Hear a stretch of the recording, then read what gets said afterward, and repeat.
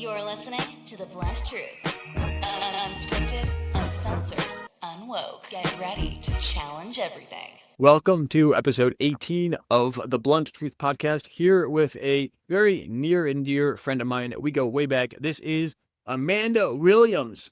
Hey, everybody, how's it going? Greetings from the other side of the world. I am in Thailand right now, so I think that's what we're going to talk about. My journey here and what's going on. Exactly. So Amanda used to be just like most Americans, and we met, in fact, in a kind of normal American corporate job, working for the man in one way or another.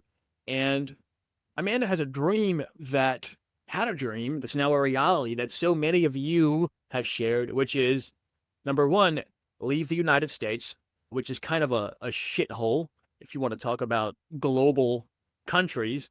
And then number two, a lot of folks look into Southeast Asia, Singapore, Thailand, Indonesia, places like this, even the Philippines. And because the cost of living and the culture, the values are different. And so she's actually done it.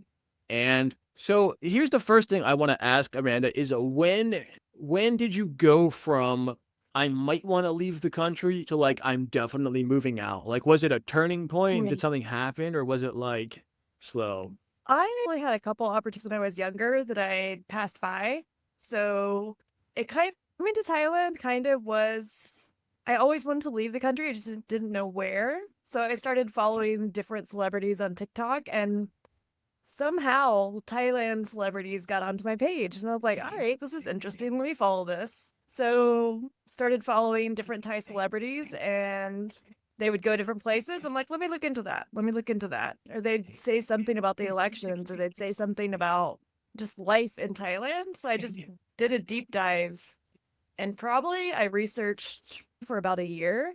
And when I made the decision to come here, I knew I wasn't going back. I knew if I left America, I was going to go somewhere where I felt that I fit in more, that it was just a place with opportunity for me and someplace that I could be happy, honestly, and feel safe. So those were my main themes, and Thailand fits all that. That's awesome. So, and I tell people a lot, like, and this is so sad, but like so many people end up, God forbid, killing themselves or going into spirals of addiction or this and that because they're in a place that they don't fit. And I tell people, just move yourself around because there's so many cultures. However you are, there's a place where you are gonna just be automatically seen and supported and valued just based on who you authentically are. And so it's cool that Thailand's that place for you. So that's interesting. So following the celebrity started to give you sneak peeks into like the actual life, and you're like, wow, this seems really aligned. What was it about? Like, what glimpses were they showing you? Like, are we talking street food? Are we talking? Because like obviously you're not a celebrity. You're not going to go to Thailand and live like a celebrity. So like, what kind of glimpses was it? Yeah, so I feel it's also different celebrity culture in Asia versus celebrity culture in America. Celebrity culture in America is more showing, these are my cars, look at all my houses, look what I have. And celebrity culture in Thailand especially is look at the merit I'm giving, look at who I'm giving back to. Look at my community. Every year for like, I follow some of the Miss Grand Thailand girls, which is like a Miss America of Thailand, but better, more production value.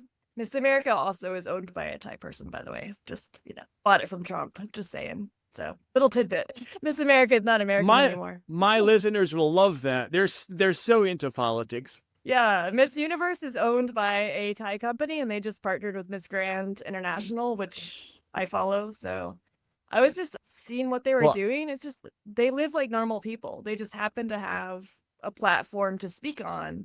And versus using that platform to say, look at what I have, look what I've done, they say, look where I came from. They'll take you to their one-bedroom house where their whole family lived before they were famous. They'll show you, this is my neighborhood, this is my teacher. They'll go back to their schools, give back to the kids. Like, it's incredible. So it's really the few celebrities in America that use their platform for good. I feel like most celebrities in Thailand, that's what they do. Like, that's just from their inner being, that's what they do.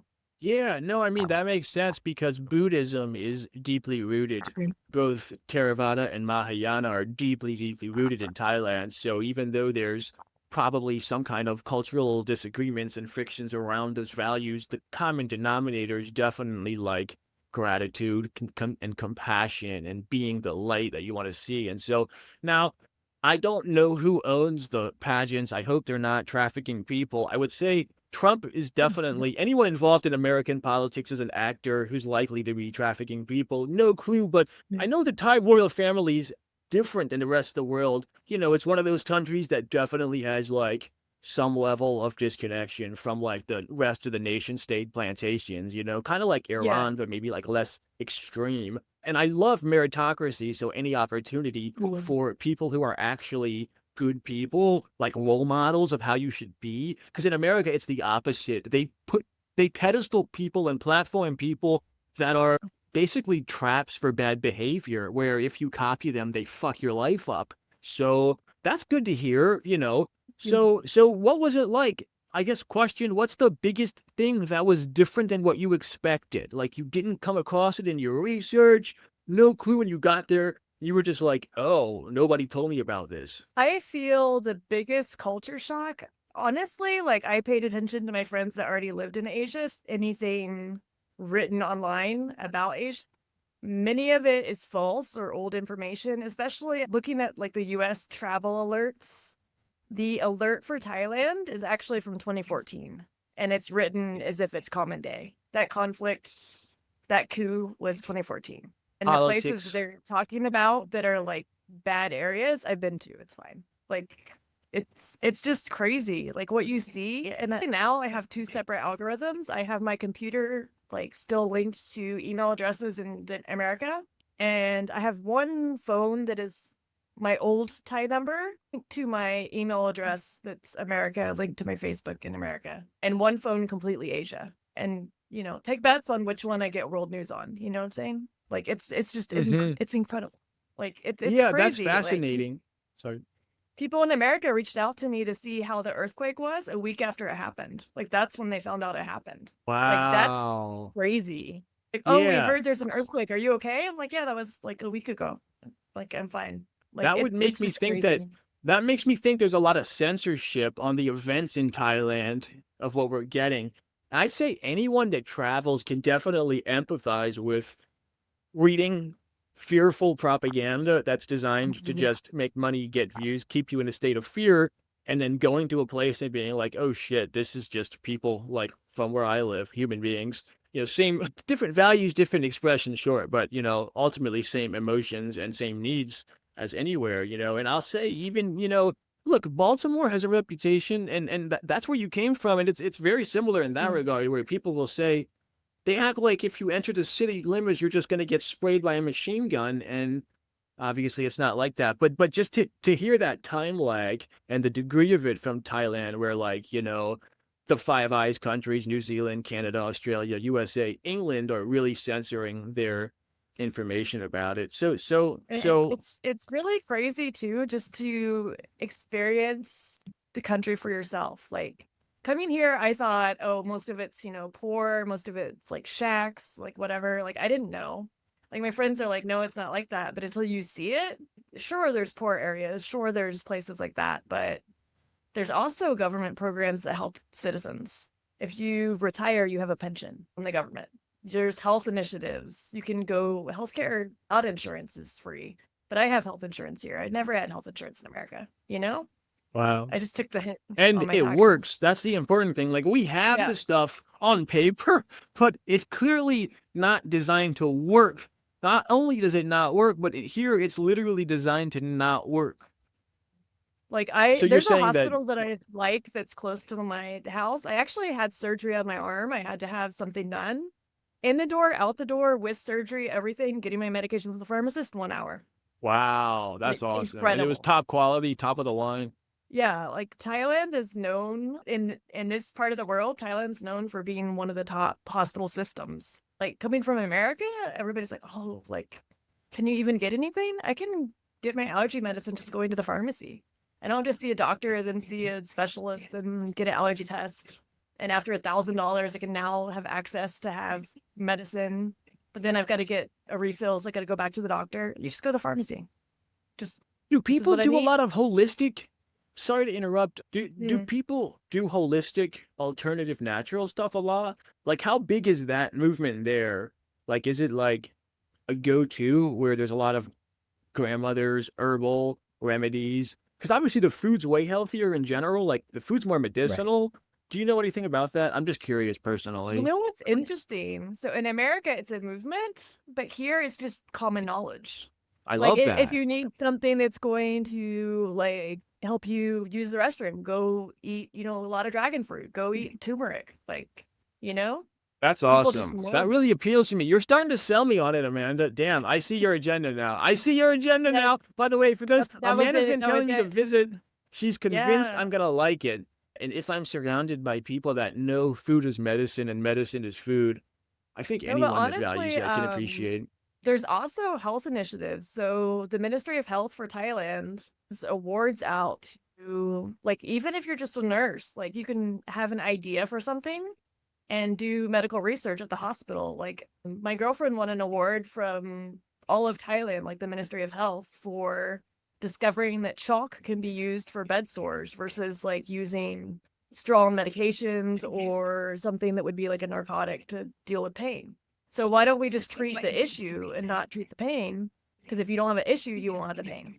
Like Wow. common And sense. can I just Common point out sense. how amazing of a model that is for integrative medicine? Because in America, integrative medicine is like is like a scam. It's just big pharma pretending.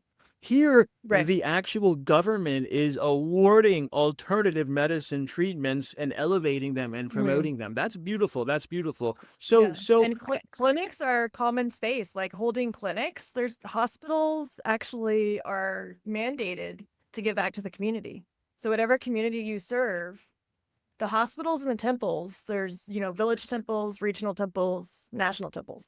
So every village has a temple and every village has some kind of hospital system, whether it's rural or, larger scale. There's some kind of medical situation and they're mandated to give back to the community. So they hold clinics and say, hey, this is what we're doing.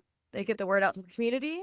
I know one that Simone City, which is a very elderly population, they'll do 3 days in a row. Each day is a different category. And this day is, COPD. It is. that's And people awesome. just come. Yeah. And it's free. Most things that are preventative are free in Thailand. You want to get your eyes checked at the eye doctor? It's free. National cool. doesn't matter. You just show up. Yeah. So everything's free. I'm assuming some things cost money and or low cost. Yeah. and you so income wise, let's get practical, right? Because a lot of listeners might say that sounds great. You're not just there floating around getting free healthcare and free food. You're certainly making a living somehow. So talk to me about opportunity wise. How did you make that happen? What was the transition like? What was the hardships like? What do you do for a living and so on? Yeah. So it's a cliche, but I am a teacher in Thailand. People say it's the easiest job for foreigners to get. It's not an easy job to get. It's easy to get the qualifications for the job, but to actually find a job and someone willing to hire you, especially, I had 0 teaching experience. It doesn't matter. I came from the corporate world. It doesn't matter. I did trainings for agents. Nothing mattered.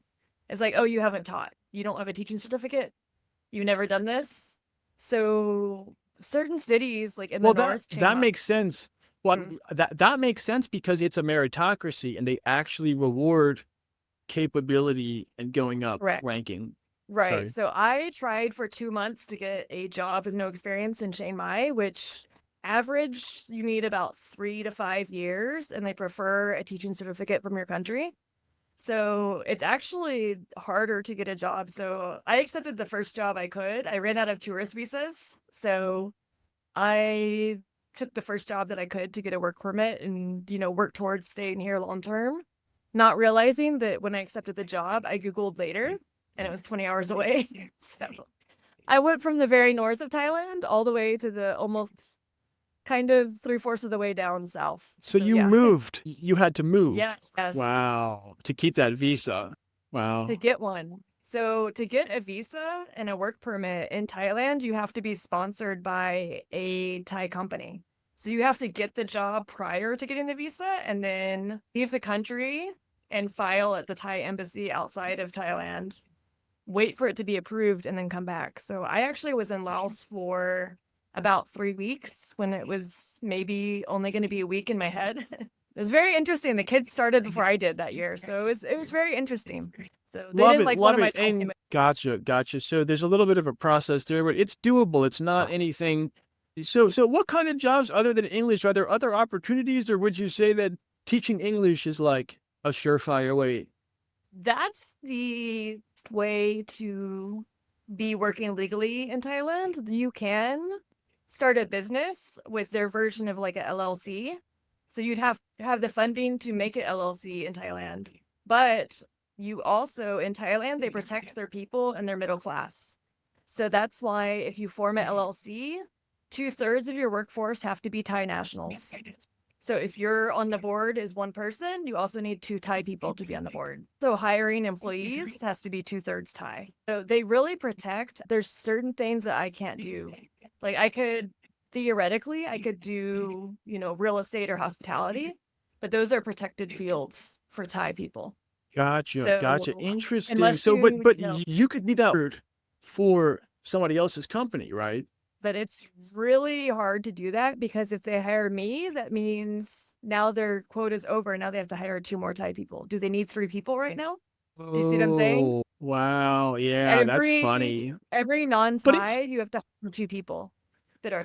so you mentioned your girlfriend, and I'm really curious. Number one, is marriage visa something you're working towards? Is that even an option? And number two, how did that happen? Like on a personal level, I'm curious. Did you like meet online? Did you go there and find her, and just speak to that?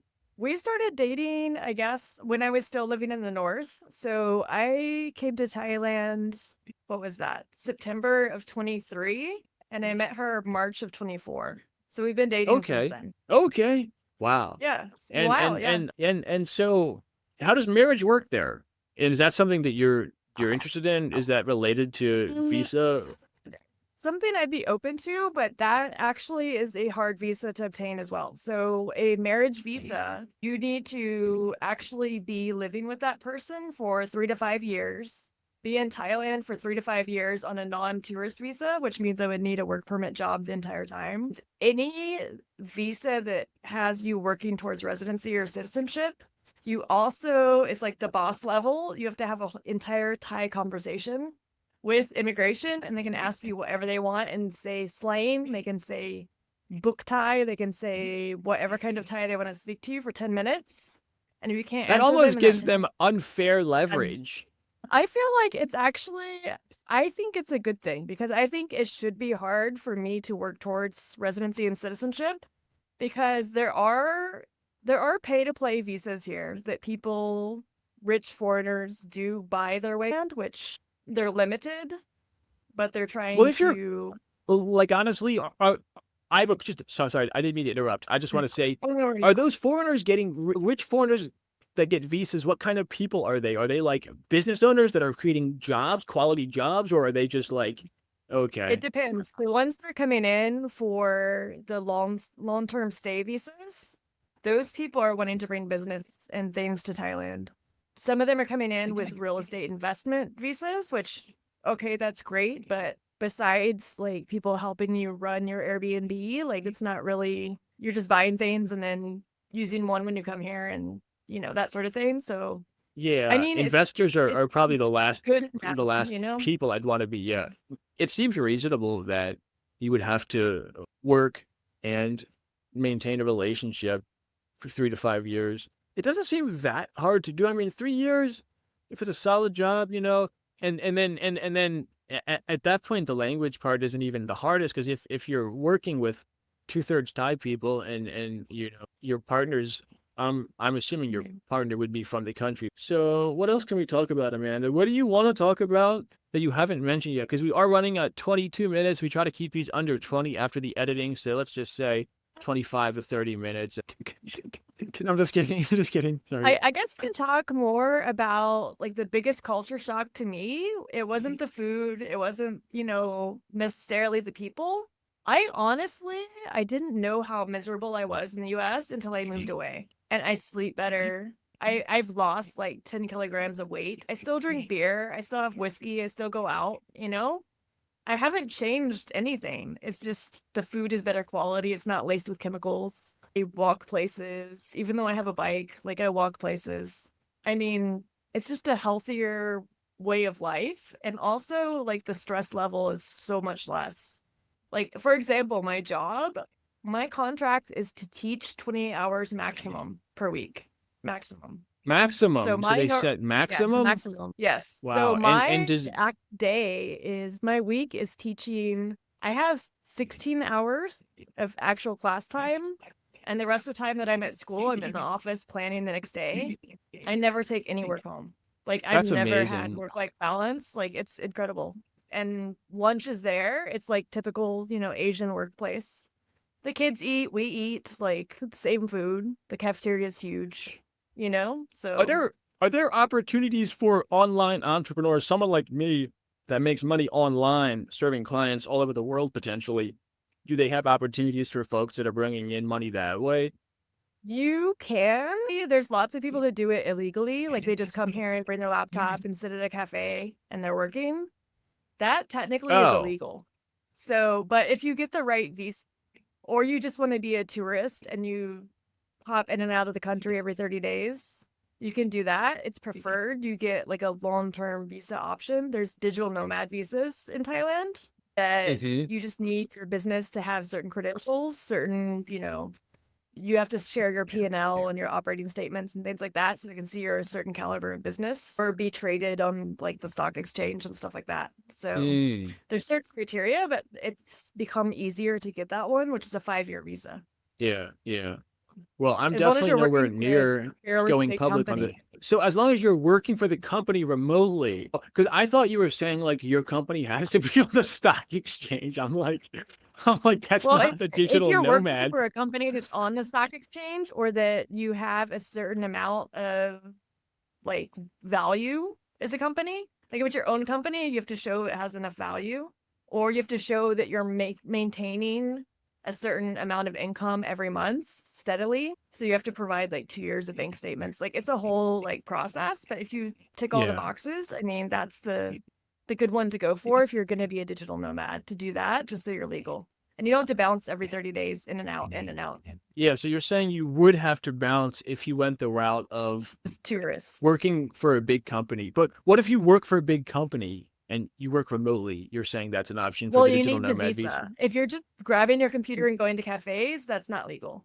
So you would Gotcha, just be a gotcha. tourist. You would be a Yeah, because you're tourist basically and you'd have to bounce back and forth every 30 days. that But you makes run sense out because like again, thank you. And it makes sense because they're big into keeping the money local from the hospitals that give back local. And that's really energetically important. And it keeps quality of service high because if your business isn't doing well, it doesn't have anything to give back. And that will be frowned upon. So it really incentivizes a win-win for everyone when you keep it local. So what else can we talk they about? do. So like a tourist, you can come in on 30 days, free entry stamp, and then extend twice at immigration offices and extend twice by a land run. So that's 5 months. So as a tourist, you only get up to 5 months in a calendar year. They did extend for a short period of time that it would be 60 days at a time. But certain countries of tourists messed that up for everyone else. So now everybody is back to 30. It Mm. wasn't America. And I can say that. It wasn't America. But certain other countries' tourists caused too much mischief in Thailand. And so everyone is now back to 30 days. yeah, I can't imagine which country has a reputation for unruly tourists. I really can't. We Yeah. we won't say it because we're on Apple Not America. It's all Podcasts. God bless the United States of America. So that's cool. Now, if you wanted to find a job, you would have 5 months to find a job there. yes, but you would have to find. So as a teacher, I needed to have a bachelor's degree and What also about any job? Like, I TESOL. mean, is it only It's teaching or limited like I what you can't can just like do. door knock down the street No, and just be like, no. hire me at 20 places? No, there's Why? certain That's my categories. So style. hospitality, restaurants, hotels, certain categories of jobs are only for Thai nationals. Cannot be hired. Like I could do hotel management. I could do something like that, but technically I can't because I'm a foreigner. I cannot. So they protect their middle class and they protect their citizens by not letting foreigners do certain categories of jobs. So you're saying that this 1/3 non-Thai employment requirement is not a That's requirement. only It's if just you work under someone's LLC. Like if someone has an Airbnb that they've set up under the LLC. well. So okay. So That's is a only- Thai it's S not in- corp is a right. Thai business owner allowed to just hire a ton of foreigners then? No, it has to be one foreigner to 2 Thais. They protect their. Okay. That's what I'm saying. Okay. So are those foreigners? Are they being like fast tracked in, hand selected by the employer from wherever he wants them, or is it like being recruited from the foreigners that are there locally? Usually, what it is there's someone that has their own business as a foreigner. So if I wanted to do an LLC and I want to start my own business, I'm one foreigner. Now I need 2 Thai people on my board. I hire one foreigner as an employee. Now I need 2 other employees as Thai. So that's the option for the foreigner business owners. Yeah, is to every employ. one Dude, I could foreigner- do that. that.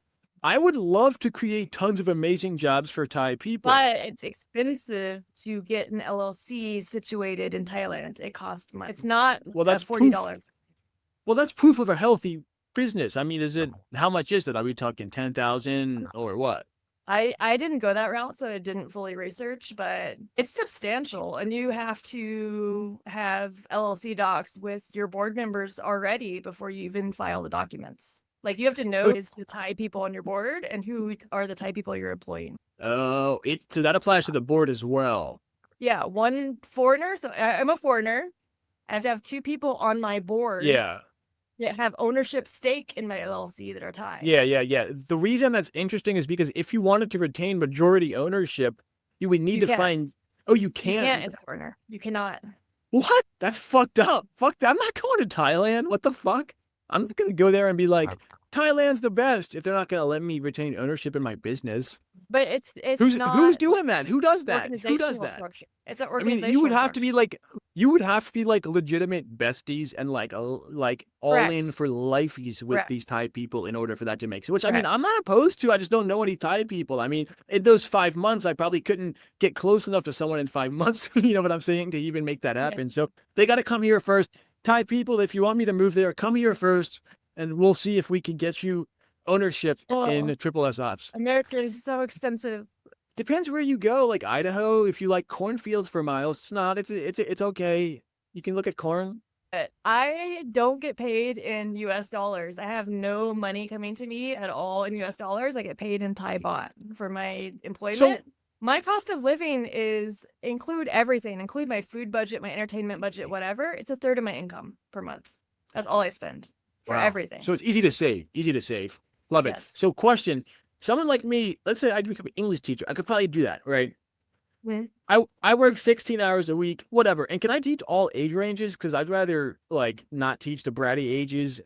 Like, I don't know. Well, you get hired for certain subjects or certain grades. So like when I interviewed, Oh. I wanted not to do kindergarten. So I said I wanted to do elementary. So I teach 4th and 5th grade. And they were looking for math. And I was like, yeah, I can teach math. So I teach math, health, and gym. So those are my subjects. So gym isn't really, I don't Interesting. consider that like a real class. So like 4 of my hours of my 16 is running around with kids, playing games outside. So really, hear that? actual class, 12 hours. That's, yeah, That's it's awesome. great. I love that. It's so inspiring. You can lose a bunch of weight if you just simply get away from the chemicals in American food and become a gym teacher. It's that simple. No, I joke that on Wednesday, I have 3 gym classes and 1 health class. And I'm like, can we just do all 4 gym classes? Because then that's my gym day. And I just don't need to work It's bringing out. back Just do so that. many memories here. Yeah. So now if I'm doing this and I have a laptop and I'm running a business online, what is it like? Like, are they going to throw me in prison, or can I be like, what if I spend all my money on local Thai businesses? If I'm an English teacher and in my free time, I'm making money on my laptop in addition to having a work visa That's English fine. teacher In addition situation. is fine. Yeah, that's fine. Because your work permit. allows you to work- Really? Yes. So I can have an American LLC kicking the fuck out Mhm. because I'm spending it in Thailand, presumably, and I'm teaching them English at the same time. This is amazing, inspiring. I'll tell you, if I feel like I can do it, then definitely anyone, because people already know about side gigs and making some side hustle, and this just makes that easier. It's so much easier to have a side hustle teaching English in Thailand than a side hustle working for the man 40, 60 hours a week, unpaid overtime, right? Yeah. I mean, when I first came here, I did still do real estate. It's just sometimes like finals week or end of term or something like that. There's no way I can do both because then I really am working like all those hours to like finish things while I'm at school. But I mean, I think it's great. Plus, I get 2 months of paid vacation. I get all national holidays off paid. I get sick time. I get vacation time on top of that. Besides the 2 months, I get 5 days on top of that for personal days and healthcare and low taxes. My taxes are like 3%. Any last words before I kick it off? This was an incredible episode. By the way, do you have any last words that you'd like to share with our listeners who are now, those of them that are ready and we're destined to take this leap? We may have just pushed them over the edge, and I hope they drown in the water. No, I'm just kidding. I guess what I would say, like in America now, especially if you're American thinking of making this leap, I would say if you are not the preferred demographic in America right now, Thailand is the place to go because literally in Thailand, the whole concept of everyone here, don't hurt yourself, don't hurt others, and don't break the law, and you can live however you want. What I don't like is the sex tourism, and we didn't touch on that, but like, obviously tons of creepy old white men go there all the fucking time for fucked up shit. So like, what about There's that? certain Like, areas. is that being stamped out, or is that like sanctioned unofficially? I mean, it sounds like it's sanctioned unofficially. Obviously, it brings in some dough, but like, how big is it? Like, what's the deal on that? There's certain areas I won't even go in Thailand. Like that's where they go. Fair. It's the same as every country has that. It's just I think that people make it a big deal in the media about Thailand. Every country has an area that's like that. Every country. No, you are 1,000% right. And what I'll say is, most areas it leaks everywhere. In the USA, over 200,000 towns minimum are pretty much owned by sick perverts that are like embedding this into their schools and their churches and everything. It's very, very bad. It sounds like Thailand's solution is kind of containment theory. Let's just boundary that shit to this confined, nowhere else, and this is pretty much for that. And it just happened by accident that it's like that. Of course, there's like some shady bars and things a little bit everywhere, but the main focus is a certain towns. I think it just happened that way because the passport bureaus advertise themselves, But gotcha. To be fair, in real life, it's not always like that. I actually I think it was somewhere in the north, but I was on one of the bar streets, which, bar girls. They're smart as hell, man. They will make you you order a shot, you're buying a bottle. By the time you get done drinking, you have no money. So what are you going to do? They empty one. They don't go home with anyone. They're smart as hell, Sure. man. Yeah. So passport bros go to have bar girls thinking that it's for sex. They think, oh, I have money. I have a lot of money. I'm going to get a girl easy, blah, blah, blah. The girls don't want to sleep with them. They know they're losers. So they just take all their money and they don't never go home with them. But the passport bros don't know that. They come here thinking, oh, I have so much money. I'm going to show her my money and go home with her. No, you spend all your money before you leave. You have no money. And then she's going to be like, what are you going to take me home with? You got no money. You're broke. Aren't you a broke American? You don't have any money. What? You only have 10,000 baht? That's not a lot. Like, showing them so hard. It's so hilarious. I just sit there and watch. I think it's hilarious. So, I mean, okay. So that's kind of sex trade related because they're baiting the people that come to buy sex. No, the passport bros think those places are for that. It's not. They'll just empty your wallet. Passport bros are dumb as hell. They're the dumbest creatures in the world. Okay. That's a funny story. What else? What I would say, if you come to Thailand, research the culture, research what you're supposed to do to respect the culture. And don't come here as a tourist. People that come here with a tourist mindset end up wanting it to be whatever country they came from, wanting to change it. Why did you come here? Just stay where you are. If you don't want to be part of the Thai culture, don't come here.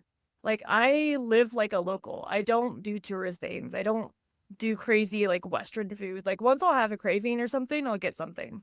But I eat Thai food. Like, I eat everything. Like, I go, like, down by the river. I have, like, dinner by the river. For the cost of a Western, like, burger meal here, I can go and get 4 dishes and 3 beers and split them with somebody. Like, that's crazy. Like, local pricing is incredibly affordable. But if you go to the tourist areas, like you're gonna pay 4 times as much for a beer. Why? Not because they're charging you more as a foreigner, because foreigners go there and they don't know any better, you know? Like, Yeah. so go find someone, befriend someone, say, hey, where's a cool spot that's local? You won't be disappointed. Try everything, even if you don't know what it is. Like yesterday, I'm pretty sure I had beef tartare kind of situation with some liver. It was fine. I liked it. My girlfriend didn't eat it. She's like, you eat that? I'm like, yeah, I'll try anything. Well, I don't know. Nice. Yeah, I ate raw liver for a while, a couple of years ago, and it made me feel incredible. Like I didn't like eat it, like with chew it up. I would just cut pieces off and swallow them every day. And I'll tell you, raw liver is like a legit energy drink or a legit Oh, it was like energizer. cubes, like little cubes of raw liver mixed with like spice and like a whole like sauce situation. It was really good. Interesting. What Anything animal like of liver? that one was beef. Beef is So they rare need here to. too. Okay, Beef is rare meaning expensive. uncommon, not meaning Right. rare like you ate Yeah, it. it was rare that I ate, but yeah, like mostly it depends what region you're in, but most of it's like chicken or pork mainly, and then prawn and fish. So beef Yeah, is yeah. not So really popular. Even burger places, it's going to be a pork burger, unless gotcha, it's gotcha. I halal. don't eat There's pork. lots of I don't eat, but if there's chicken, I think there's beef and chicken, right? And seafood, right? yeah, there's beef is rare, but chicken is all around. Prawn, shrimps, Okay. different things, fish. Oh, love Um, that. actually, there's a lot of halal food because even though people think it's a like 90% Buddhist country, it's really not. Like this is such a melting pot of religions. There's a huge Buddhist community. There's mosque everywhere. Like you'll hear Buddhist chants, you'll hear the mosque going, like you'll hear the I national love that. anthem, like all at once. Like at 6 p.m., you might hear a bit of everything, you know? So it's Mhm. kind of cool because this is the only place I've been where people just coexist. Because, like I said, it's, don't hurt yourself, don't hurt others, don't break a law. Nobody's going Yeah, to judge you. Live how you want. If it doesn't affect me, I don't care. Live how you want, you know? I do. Why not? Absolutely. I love it. Yeah. And my takeaway for my listeners is travel around the world, see where you want to be. If you're a fit for Thai culture, you think you might be, definitely research it. If you have any interest in unsavory activities, don't fucking go to Thailand. Take that shit elsewhere. If you're there as a tourist, again, that's okay, but probably don't consider it. If you want to go as a real human being connecting with other real human beings on a holistic day-to-day life level, then definitely check it out. And there will be opportunities for you to make that transition happen. And I think just if you want to land somewhere and try some places out, it might not be for you, but if America's not, there's a whole nother world to discover. So discover it, see where you want to land. So you don't run out of tourist visas or do anything crazy. And yeah, explore. Yeah. Another great thing about Thailand is that you get to celebrate New Year's 3 times. So we have the Worldwide New Year, January 1st.